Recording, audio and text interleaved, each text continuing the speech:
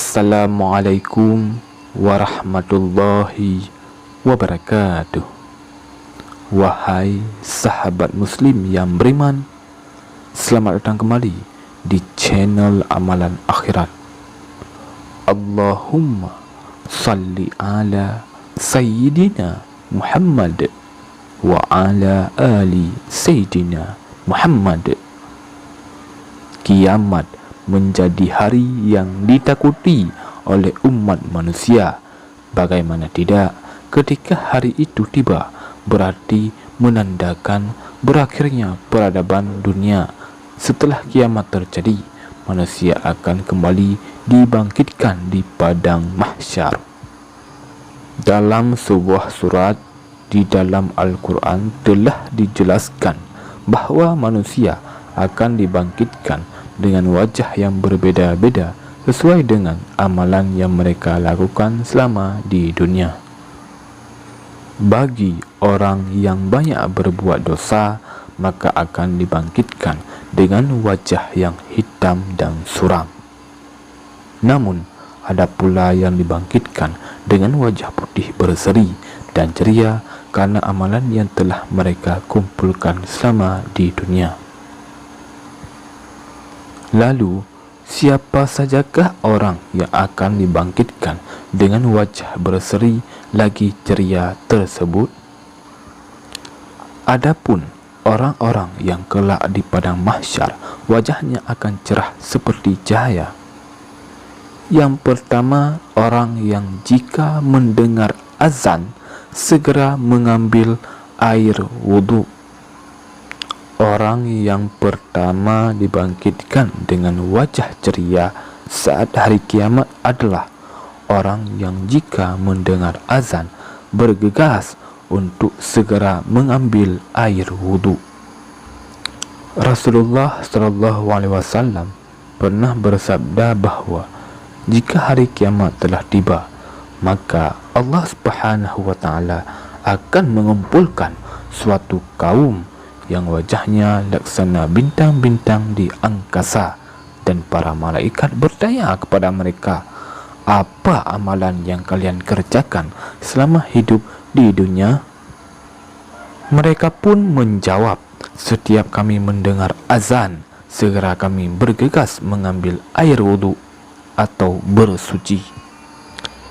Yang kedua, orang yang rajin salat berjamaah dan mengambil air wudhu sebelum azan.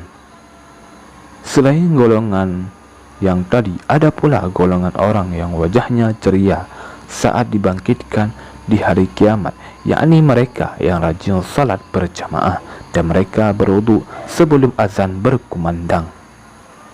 Orang yang wajahnya berseri-seri laksana rembulan yang memancarkan sinar terangnya, para malaikat bertanya, apakah yang kalian kerjakan sewaktu hidup di dunia? Mereka menjawab, kami selalu mempersiapkan diri untuk salat berjamaah. Jauh sebelum azan dikumandangkan, kami telah mengambil air wudhu.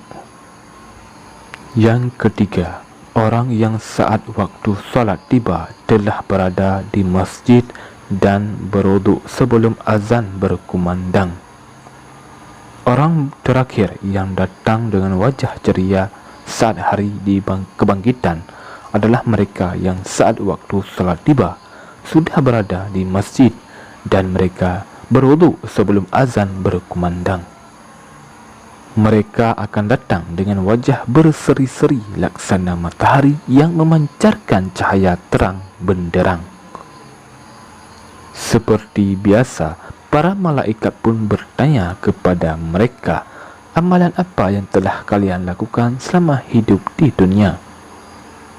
Mereka menjawab, kami secara tekun mengikuti salat berjamaah. Setiap waktu salat tiba, kami telah siap di masjid sebelum azan dikumandangkan. Dari ketiga golongan yang datang dengan wajah ceria dapat disimpulkan bahwa mereka semua adalah orang yang menjaga wudhu.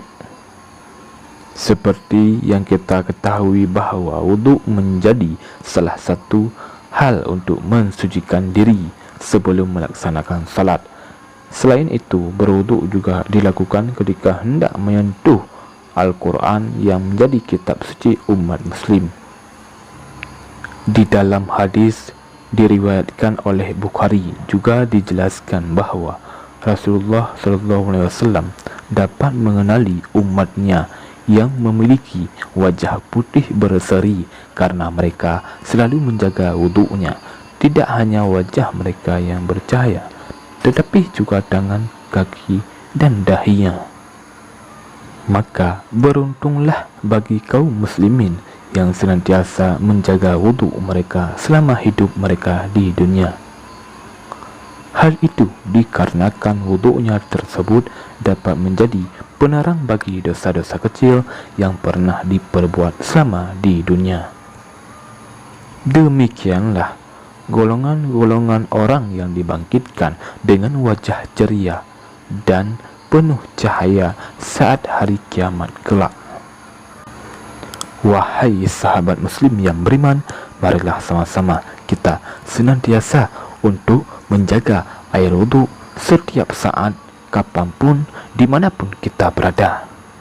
Dengan menjaga air wudhu, semoga Allah menempatkan kita sebagai orang-orang yang dibangkitkan dengan wajah ceria dan penuh cahaya saat hari kiamat kelak.